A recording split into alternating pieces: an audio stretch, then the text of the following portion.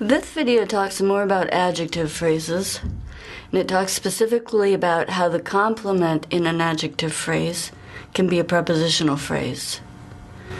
And there can also be prepositional phrases and adjective phrases that are adjuncts, but we're going to look especially at the complements, the ones that get licensed. Remember, verbs can license a lot of things, right? But adjectives can also license things. We saw that nouns can also license things. The head of a noun phrase can license a clause in it. And adjectives can also license things. So this should help you with the exercise at the end of Chapter 6 that asks you to consider different adjectives, 5 different adjectives. There are 5 in the practice and 5 in the one that you do. And say which one of them can license prepositional phrases with specific prepositions as their heads. And then mention if any of them do that, but with a restricted meaning. That's the exercise that we're mainly addressing here.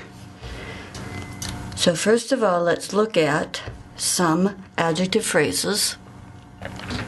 Here's one that doesn't have a complement. Morally responsible. He, subject, felt morally responsible is the predicate. That's a verb phrase. So the verb feel is licensing this PC, morally responsible, which is an adjective phrase. You already know that. And I bet you also already know that morally is an adverb, modifying the head of the phrase, which is responsible. So morally is, of course, not a complement. You know that. It's a modifier. Usually the complements come afterwards anyway. It's in rare cases that they come before. So responsible here doesn't actually have a complement, and a lot of adjective phrases don't. However, look at the second sentence. The unit's also responsible for research and development and training. Now you have a prepositional phrase occurring after the adjective phrase. The prepositional phrase is directly relevant to the adjective. Responsible for research and development and training is a unit altogether. And you could say, you wouldn't stylistically, but you could say something like, responsible for research and development and training is what our unit is. You would move that whole thing together. So that prepositional phrase, the head of it is for, right? Remember, the head of the phrase is a preposition, not the noun. So the head of that prepositional phrase is for, and that whole phrase is inside the adjective phrase. We'll talk in a minute about how we know it's a complement. For now, let's just say that it's inside the adjective phrase. Now, here's another example in the third one. We're all responsible to life for something more than ourselves. 2 prepositional phrases. This is not impossible. This is not even uncommon, right? The sentence sounds really natural. They all came out of the corpus. So they've at least been produced one time. Notice that those prepositional phrases are separate complements. We could take out either one of them, right? We're all responsible to life is okay. We're all responsible for something more than ourselves is okay. So they're separate, but they're both inside the adjective phrase. Responsible to life for something more than ourselves is what we all are. And then let's compare that. We have a prepositional phrase there, which I'm going to argue in a minute is a complement, and it starts with to. The head of the phrase is to, right? To life. Life is the complement, and you know what category that is, right? Life is clear, right? It's a noun. Not uncommon, a noun phrase is often a complement to a preposition. Look, though, at what comes after responsible in the last sentence. Who would be responsible to try to rescue someone from a balloon that ran away? This is also not an uncommon structure at all. I think it's somewhat less common than responsible for something, or maybe even responsible to somebody, but responsible to do something appeared in the corpus quite frequently. I was convinced that it was a common structure. Is it a prepositional phrase? Is it a prepositional phrase complement? No. It's a complement, yeah. But is it a prepositional phrase? No. Now, if you need to think about this, pause the video, because it's important here to know why this is not a prepositional phrase.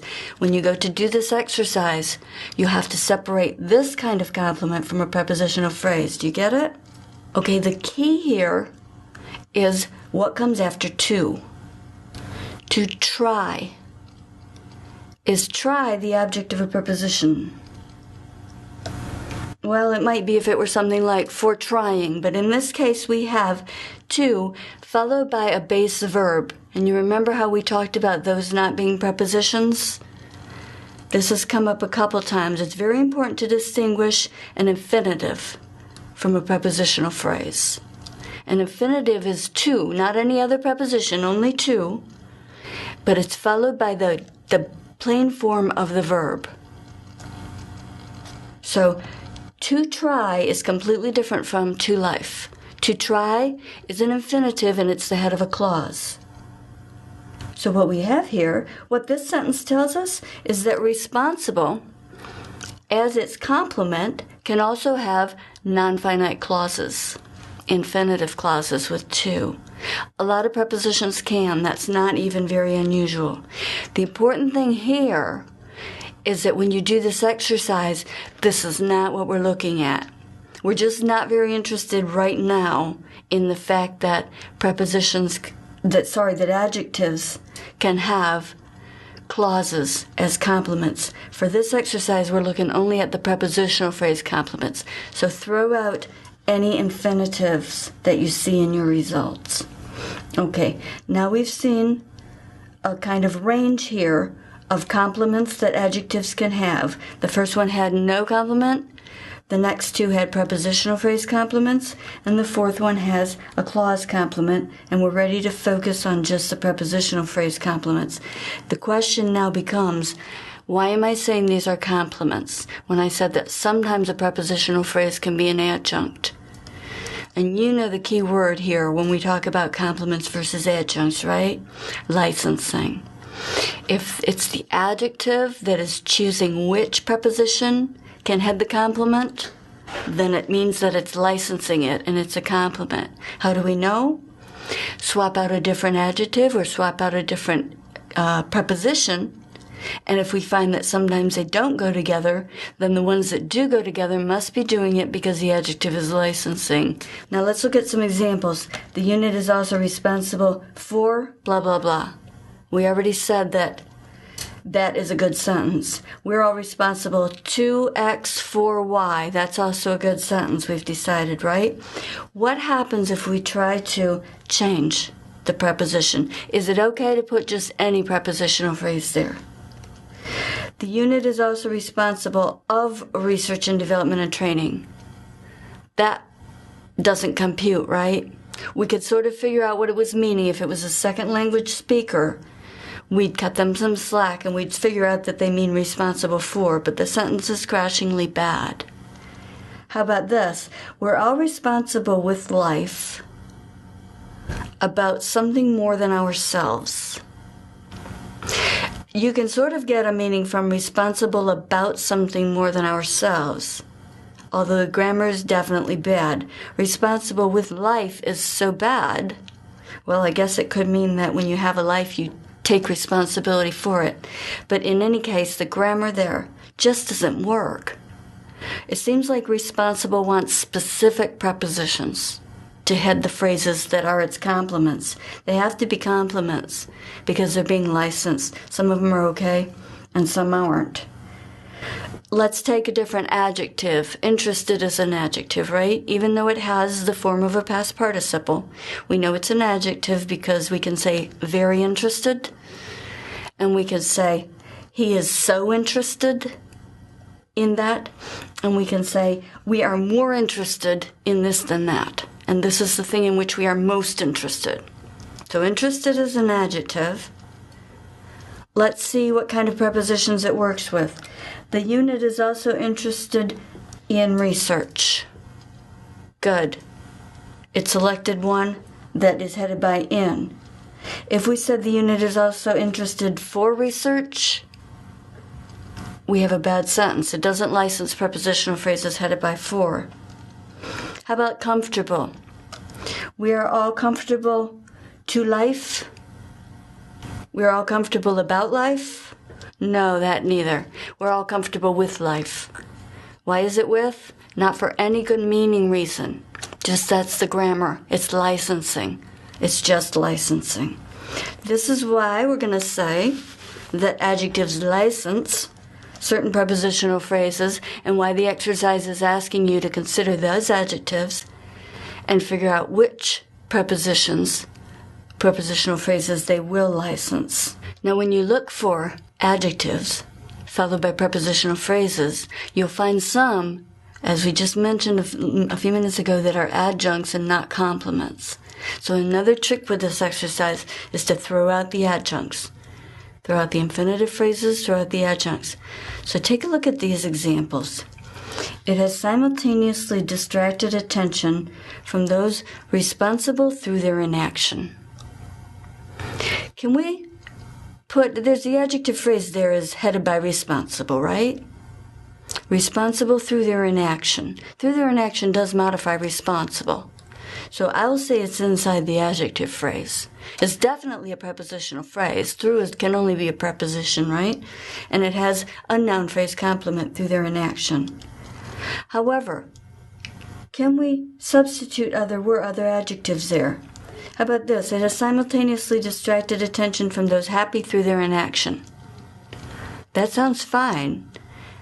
Grammatically, it may sound a little weird semantically. The meaning of it might be not something that you would say very often, but semantically it sounds okay. This one even sounds good. It has simultaneously distracted attention from those available through their inaction. Is it just because available licenses through?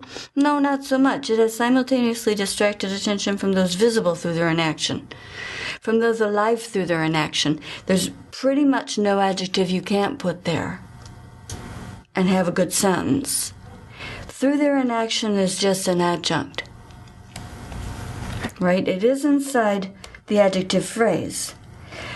Another danger is that you'll find a prepositional phrase that occurs after an adjective, but it's not in the same phrase. Here are some examples of that. But if you take the room, you'll have to be responsible from here on out. Now, is responsible from here on out a phrase? No.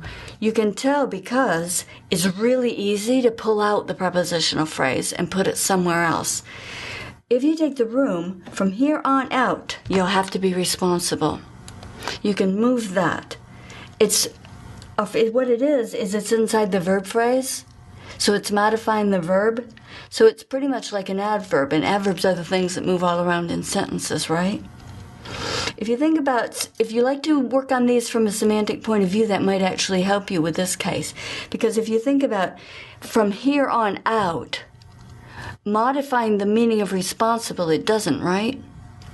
It just talks about when the person should be responsible, but it doesn't change the meaning of responsible itself.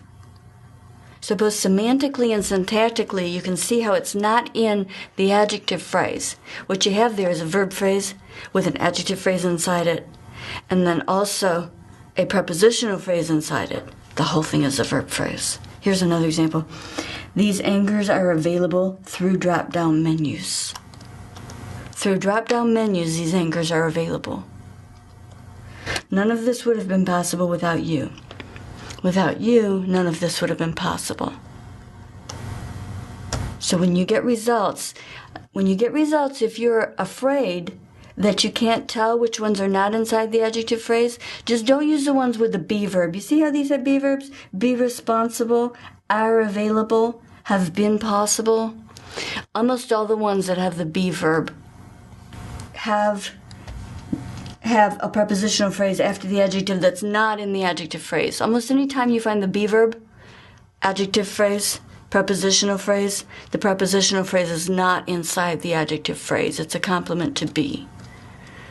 So one trick for doing this exercise is don't use any clauses where the head verb is be. Okay. So let's say that you can find complements. You're looking for prepositions that sound like they go with the adjective. Responsible for, careful with, that sort of thing. Entitled to.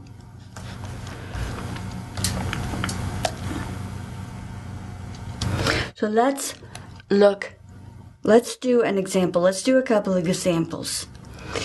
The way you search for these in the corpus is that you go in and you just put the adjective that you're worried about, the adjective you're concerned with, and what you want is a case where it will be followed by a prepositional phrase. So what you do is the adjective and then I asterisk in brackets is a sign for preposition. Remember, the corpus won't sort out anything as sophisticated as complements from adjuncts. All it's giving you is every time that you get that adjective followed by any preposition. So you're the one responsible for analyzing the results, and that's the fun part, right? So here, let's do likely. We search this in the corpus. Remember, our question is, does likely license prepositional phrase complements headed by certain complements? And if so, do any of them restrict the meaning of likely so that it just means something very specific, more specific than we generally use the word? We run the search in the corpus. The first the first preposition that comes up at the top, which is to say the preposition that occurs most commonly after likely, is to. Now you're remembering the danger with to, right? So right away we have to wonder, okay, are these going to be real prepositional phrases or are they going to be infinitives? Here are the results here's the top part of the results dealing with to. It's likely to flame out. Whoops, flame is a verb there, right? That's an infinitive. Likely to ward off evil. Whoops, another infinitive. Likely to ingest, likely to grace, likely to back. It doesn't look at all like likely is licensing prepositional phrases headed by to. It looks like all of the hits for to, and we can scan this whole thing. All of the hits for to are infinitive phrases. So the next most common preposition following likely is in. Can we find anything there? Well, there are a fair number of hits, so let's look at them. Severe storms and flooding are likely in the deep south. Now, is likely in the deep south a preposition, an adjective phrase? Not so much, right? The verb is be again. And we wouldn't say anything like likely in the deep south is what severe storms and flooding are. It doesn't really move easily, right? We could move in the deep south. In the deep south is where severe storms and floodings are likely. So all the evidence says that in the deep south is outside of the adjective phrase. How about this one? That's most likely in states with Democratic governors and legislatures. Nope, same thing. In states with Democratic governors and legislatures is where that's most likely. And if we scan through all of the in results, I didn't find any where the prepositional phrase was a complement inside the adjective phrase. The next most common preposition is for. So how about looking at this sentence? A lot of them are of this pattern. She was on trial likely for crimes. Now, likely for crimes is in fact a phrase here. You can say it is likely for crimes that she was on trial. So that is evidence that likely for crimes is all in the same phrase. Likely is at least sometimes an adjective, right? Like, it is very likely. It has to be an adjective.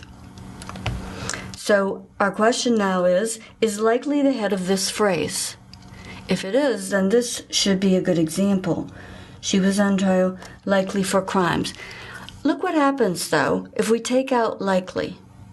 She was on trial for crimes. That's a very good sentence, and it actually doesn't change the meaning very much.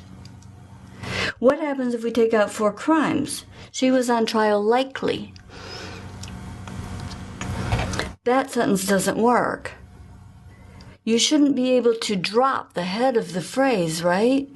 The fact that we can drop likely here is precisely because it's not the head of the phrase. What's going on here is that this is a prepositional phrase. For crimes, for is the head of this phrase. Crimes is the object, and likely is actually a modifier in that phrase. Because sometimes it can be an adverb. Some of the adjectives can do that. I think you already know that. So this is another case where we have to read the results very carefully. The problem here is that likely is not the head of the phrase, and therefore for crimes is not the complement of the adjective. And the basic problem is that likely here isn't an adjective. And I didn't see any results for that convinced me that likely could have a prepositional phrase headed by for as a complement. And then the next one in line is do, which may strike us as an odd prepositional phrase, but since it was the next one in line, we can look at it. We're already getting the feeling here that likely doesn't really license prepositional phrase complements at all, right? And this is a possible answer in your analysis, that they don't license any. This is possible. How about do? Well, actually it functions as due to. This is a complex preposition, but it doesn't really change our results. What happens here, that are most likely due to years of sun exposure. Once again, that are due to years of sun exposure works perfectly well. We could drop most likely, indicating that likely is not the head of the phrase here. What's the head of the phrase is due to the complex preposition. And most likely is just a modifier in there. It's an adverb again. So make sure that you actually find a prepositional phrase complement. Allow for the possibility that you won't, especially if the most common one is to and you find out that they're all infinitives. Okay, but let's look at an example where we actually do find one. Do find some. Let's do the adjective sick. We search sick, I star, and these are the hits that we get. The top result is sick of. And there are a lot more. It's not two. That's a good sign. There are a whole bunch more, 2,059, compared to the next highest number is 456. Usually when something is a complement, it occurs with the adjective a lot. So that's some indication there. And then sick of probably sounds pretty familiar to you. It probably sort of sounds like those things go together, right? Those two words go together. So the suggestions here, even just by looking at this, are that probably of is a prepositional phrase that's a complement of sick. But we have to check the results to make sure. You just never know. And besides, you need an example. So here's the top part of the results. When we click on sick of, we get, are you sick of that? People are so sick of it. We're so sick of it. People have gotten kind of sick of bringing it up. Are those phrases? Yeah, they're phrases. You can certainly move them, right? Let's do one that's not a question. They're easier to move. How about we're so sick of it? So sick of it is what we are. Stylistically bad, but it's grammatically okay, right? Sick of it is what we are. It sounds a little bit better. How about, can we omit one? We can't. You can admit we're so sick of it. So is part of the phrase, right? Because it's modifying sick. So if somebody says, are you so sick of it? You can say, we are. You can omit that whole phrase, not just part of the phrase, right? It's true that sick of is mostly the complement of be. So that might make you question these results, but when you look at them carefully, clearly these are all phrases where of is a complement of sick. Notice that you can't change the preposition. You can't say sick for that. Are you sick for that? Are you sick on that? Doesn't really work, right? So we have strong evidence that sick licenses prepositional phrases headed by of. Let's go back to our list and see if it does any more. You don't have to go through the whole list. Check out the top 2 or 3. What we would probably also add about sick of is that it specifically restricts its meaning to the idea of not being sick as in having a disease, but being tired of something. Basically, it's synonymous with being tired of something. Us feeling a surfeit, feeling like you've had too much of something. So the part of the question that asks about any restrictive meaning, this would be a good thing to mention. Now you're going to see something like that, something similar like that with the next result. The next most common verb is to. The next most common preposition is to. So I pulled a couple results out of there. I pulled representative ones. I wasn't picking and choosing. I was just taking ones that fit on my slide. So here you go. I felt sick to my stomach. I'm sick to death. Making me sick to my stomach. Sick to my stomach, or sick to somebody's stomach, sick to her stomach, sick to his stomach, and sick to death accounted for almost all of the results on the first page. And if something is that strong, you don't have to go to the second page. If it's, 90-95% of what you're seeing on the first page, you can draw conclusions based on that. And your conclusion based on such a high percentage of sick to X's stomach and sick to death would be that those phrases are pretty much idiomatic.